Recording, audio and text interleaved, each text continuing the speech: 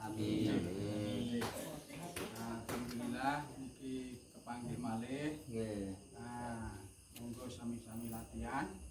Niki Pak dalan nembe gerak mugi paring sehat Insyaallah. nggih. Salajengipun badhe dipun miwiti malih ta menika? Nggih. Nggih, iki latihan kebudayaan pun piyambak. Menika wayang kulit menika. Nah, lalu menika insyaallah niku badhe mendhet lampahan Wirata Parwa. Nggih. Wirata Parwa niku lakon pakem moho baraka. Terus Wirata Parwa niku tumbuh kalian kahanan kawontenan sak menika. Nggih. Terus intine niku pimpinan Sor Prabowo kalian punggawane. Terus ratune niku kalah Wibowo kalian Pate. Terus Ratu Wirata niku Sor Wibowo kalian patihipun.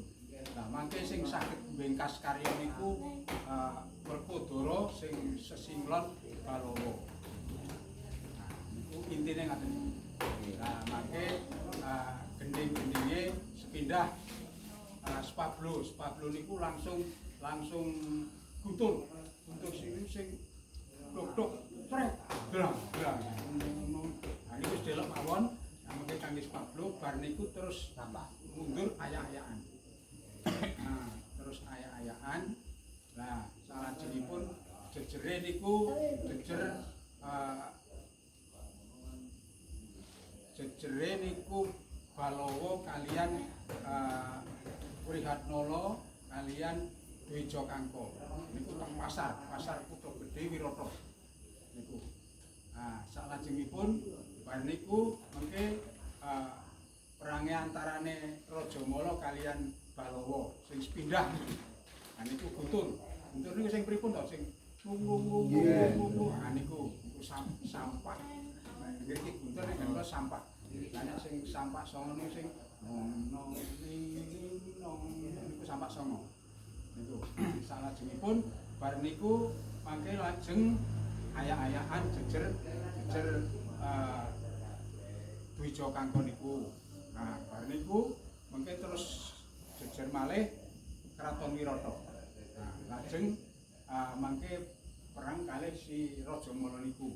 Ah, saklajenge niki mengke ngantos jam pinten? Ampun dalu-dalu. Jam 12 kenging.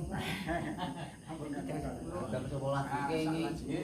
Salajenge kantor piyambak mengke Petruk. Nggih, singkat-singkat mawon. Ringkesipun ngaten lho Pak ting tak dalang. Nggih. Endolipun ing panjenengan ingkang Nggih. muka wiwitan.